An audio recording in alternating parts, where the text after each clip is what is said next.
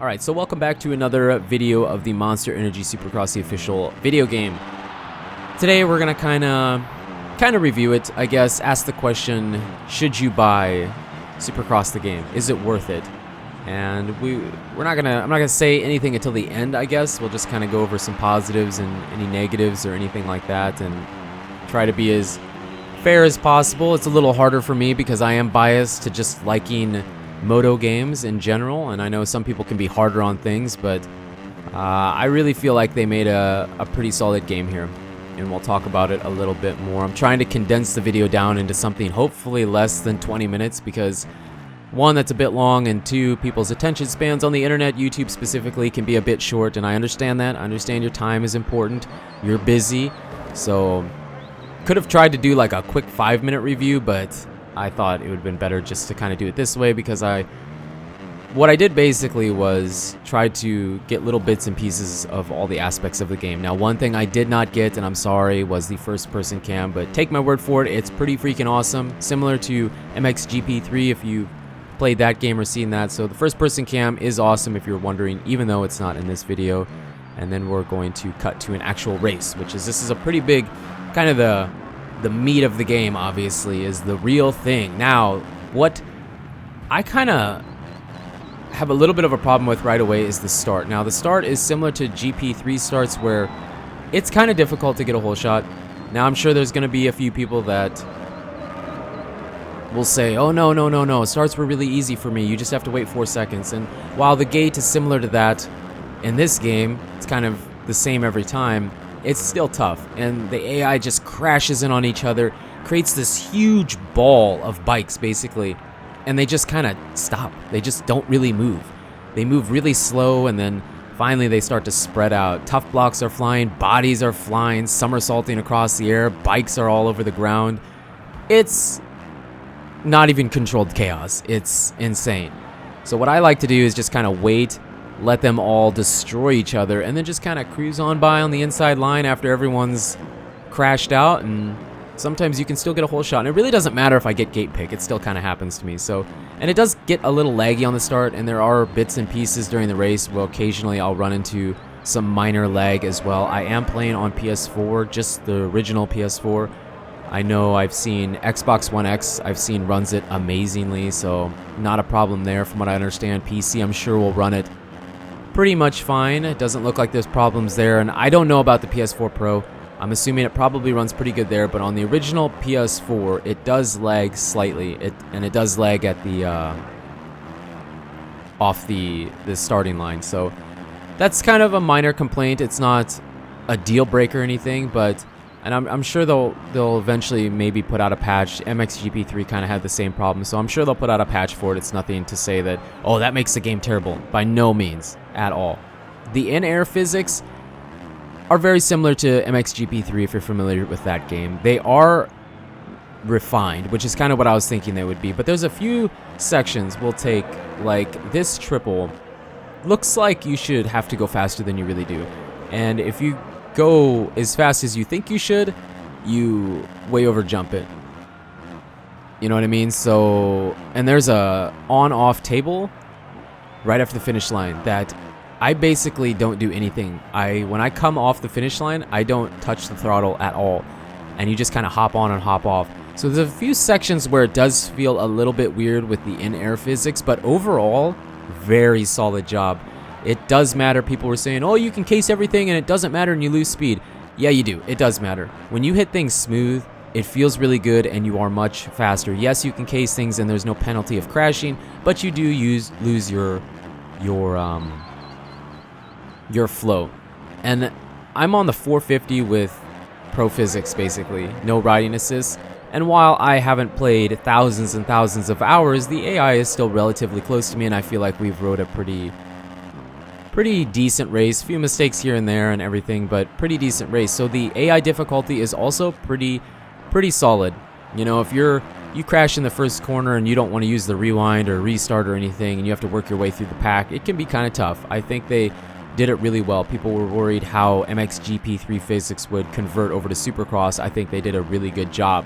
Also, the corners. There are a few flat corners and then ones that have the smaller berms. Those corners are a little tougher to get around. Sometimes I struggle with turning the bike, but that's nothing wrong with the game. It's just a little more difficult to get the bike to turn in those. And then these higher banked corners, these higher banked berms, they really grab you and you can really rail them. And I love that. Railing corners in moto games is awesome. That's one of my absolute favorite things to do in these games, is just rail a corner, hit a big rut, just blow up a berm. It's awesome. So the racing side, they did really good. They have time qualifying, they have heats, they have obviously the main events, and you can run, I haven't run the career, but you have the 250 East and West, 450. It's the real thing, and they captured the spectacle of Supercross extremely well in this Supercross the game. So that's one thing that they did a great job on, and of course they should have, because that's what the game is based around. Now here is some, what's the word I'm looking for? Track editor. Here's some track editor, which is like the other half of the game. So you have the racing side of the game, and then you have the track creator, track editor side, and it's much more in depth than I initially thought it would be. Now, I did mention this in one of the other videos I've done, that, you know, it's much more in depth. You can do this, this, and this. It really is. I don't know how else to say it. It's more in depth, and the fact that you can download other people's creations very easily. It's really easy. The system for it is really well done. Makes it that much better. Now, when you're starting out, and by no means is this track going to be amazing or anything, okay? So don't freak out. I'm not saying this track I made is perfection. It's not. It's just something I tried to throw together real quick for the video. When you're first starting out, it is a little tough because you have to kind of gauge how the game works. So, will the physics of the game allow this? Do I have enough room for this? It's just trial and error. What I do is I build 1 or 2 sections, and then I'll go test it and see if it works. Now, a lot of times it doesn't work, and I have to go back and, okay, so I made this a quad, but I'm really only going to be able to triple this. I might have to let off a little bit, so let's take that fourth one out, and then maybe add a section of straight, and then put in a small triple or a set of whoops or something like that. That's kind of how I do it. Now, I don't ever plan out my layout. It just comes out like that, and so the way this one came out, that's just the way it worked. I mean, I kind of plan out where I want my start, but that's about it. And then I wanted to show you here, you can go back in and take things out. This was originally, it was a big like step up type of triple, and that didn't work. I couldn't get over it, so we downsized it to a smaller triple here. And then there was another section, I think it's that quad on the left there. Yeah, this quad, there was no way I was getting that, so we downsized that to a triple, and it worked a lot better. I take out a couple other sections, but I don't think I showed it in the video. So track creator, this is kind of an overview of that. You have several different camera angles. I like the top-down one when I'm kind of building first, and then to go change things, I like using the 3D one. And then there's another one. It's just a closer version of the 3D cam. So here we're gonna kind of run a test on the track, and it works okay. It doesn't work great. And funny story, you save your tracks and everything, and then you have to validate them and blah blah blah blah blah, confirm it and validate it. When I was leaving this part of the game, I wasn't really thinking that much, and I backed out, and just kept hitting X, you know, just to get out of it, and I didn't save it, so the track's gone. This is it. I can't ever tweak on it again or anything. I mean, I could redo it if I really wanted to, but it'd be easier just to start over with a new creation. So that's a little unfortunate. Now, I do kind of wish that, well, I don't really know how they do it. I guess it's not that big a deal. When you test the track, you're always Ryan Dungey, I think. If I'm wrong, let me know in the comments. Again, the game's kind of new, so if you're watching this months and months later or years later, yeah, maybe I'm wrong, but you always play as Ryan Dungey. I kind of wish I could bring in my custom character or switch or something, or tune the bike. And yeah, you can do that when you validate it.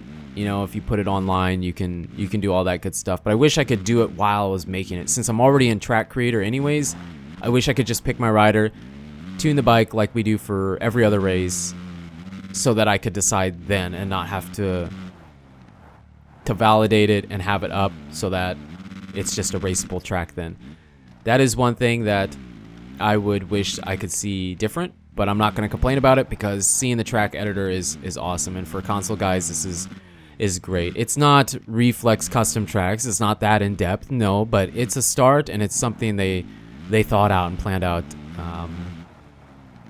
extremely well. I think they did excuse me, a great job with it. Now we are going to kind of take a little look at the customization. Now there's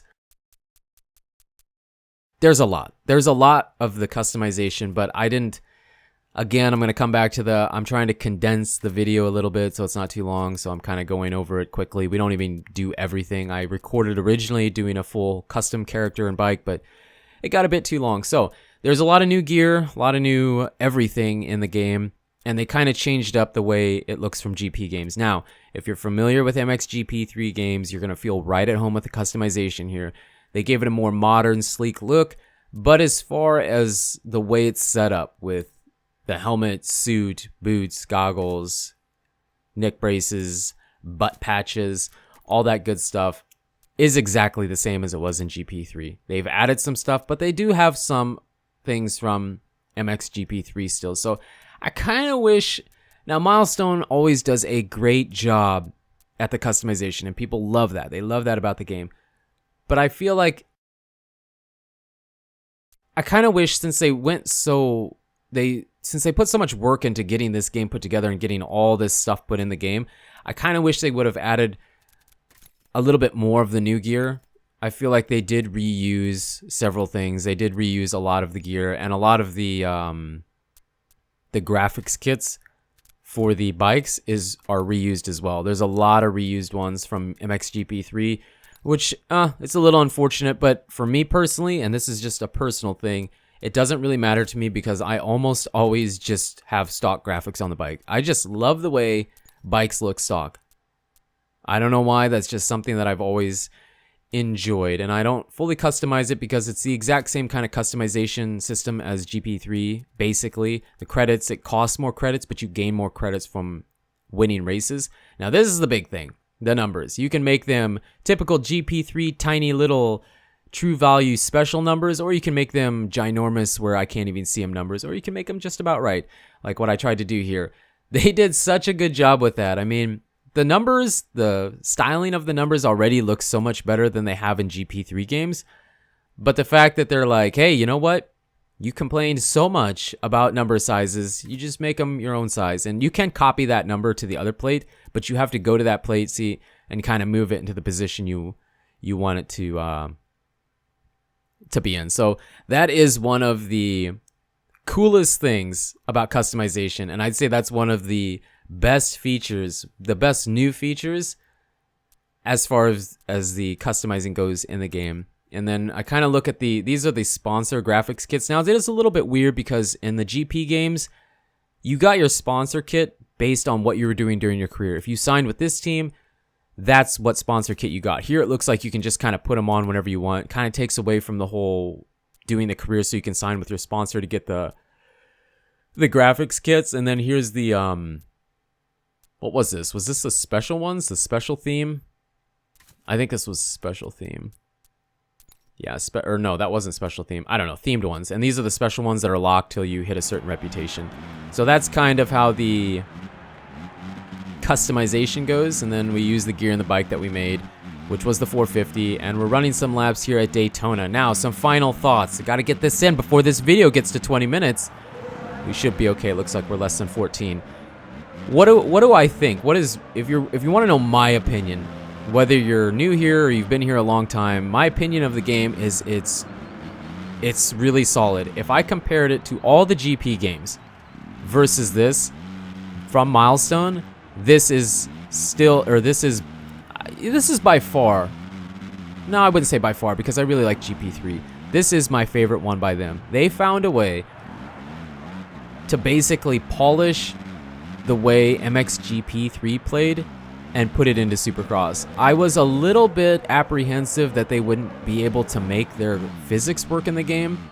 I mean, I never had a problem with their physics like other people did, but I still felt like it would feel a little bit weird. Now, the whips are still push buttony. You know, you kind of push them in to go one way, push them out to go the other way, you know, together or away from each other. But they did change the way the animation looks, and it does feel better. I don't get stuck in that whip animation, and you can scrub because you can crash if you start whipping too early, and you can stay lower and not go as far if you are throwing the whips. Maybe we whip here. Yeah, we whip here. So The whips aren't that bad. I know a lot of people are concerned about that, and I think they have polished that, and just overall they've polished the way the game plays. It is, if you played MXGP3, you will feel similarities for sure, but they did polish it. And I think as far as wanting to switch to pro physics, if you're a avid moto gamer or if you're new to it, I think I would try really hard to try and get on those pro physics. I've never said that before in any of these videos, but I feel like with Supercross, you really need to get on those pro physics. It makes the game work so well. Not because, oh, let's just make it harder on ourselves. I think it's just more fun that way. And no, I'm not, I mean, I play sim a little bit and I play MX bikes. It's not like, oh, I need to make it more like that. No, it's still an arcade type of game, but it's kind of got that in-between feel a little bit to me. And you can really feel that rear brake if you separate them and don't have them joint for controls. So really, I think it's important to try and get on those pro physics. I think it just makes the game so much more fun. And having the manual is just, it's awesome, man. I've been playing the game quite a bit. Aside from the few videos we've made, I've been playing the game a lot because it is fun. It is very fun. Having all the tracks is awesome. I know people complain that, oh, they're last year's tracks. So what, man? It's awesome. If they decide to do it again, we'll have this year's tracks next year. You know what I mean? So I don't really know what the intentions are for DLC. I believe we're getting the Monster Cup eventually, which will be kind of cool. I don't know how much the season pass is. I didn't look into that. But for the price tag of $49.99 is what it looks like it's releasing for. And for all the tracks we're getting, I don't know about multiplayer yet, but I'm assuming that'll be similar to GP3. And all the customization you can do, and the track editor. The track editor alone, I believe, is enough reason to buy this game. So, in my opinion, is it worth the money? Yes. It's $10 cheaper than they initially advertised it as. The more you play, the more you learn. There's a lot of things to unlock. I mean, there's a lot of butt patches. You're going to have to be a super high level before you ever unlock any of those. There's some DLC. The Monster Cup could be kind of cool. The feeling you get playing the game captures the Supercross spectacle really, really well. Milestone did A+ on capturing Supercross in the game. And the physics of the game work so much better than people initially thought, in my opinion. You could disagree with me, but in my opinion, they work a lot better. And depending on how the way you play, yeah, I think it's worth picking up. I don't know. I'm not going to give it a out of 10 or a out of 5 stars, but it's a solid game. I think it's worth the price tag, and I think you could have hundreds of hours playing in this game, on top of the fact that the track editor will add a lot of playtime, replay value, and playtime in the game. Now, one thing I will say here before we end it, I do wish, as far as I know, I don't think you can race the custom tracks on multiplayer. It would be super sick to see that in the future, Milestone. It would be sick. If I'm wrong, let me know in the comments because I haven't checked into that, but I didn't think you could. So thank you so much for checking out the video. Hope it helps you decide if you haven't decided. And that's all I really have to say. But you guys and girls are absolutely amazing. Thank you so much for the support. And until the next video, take it easy.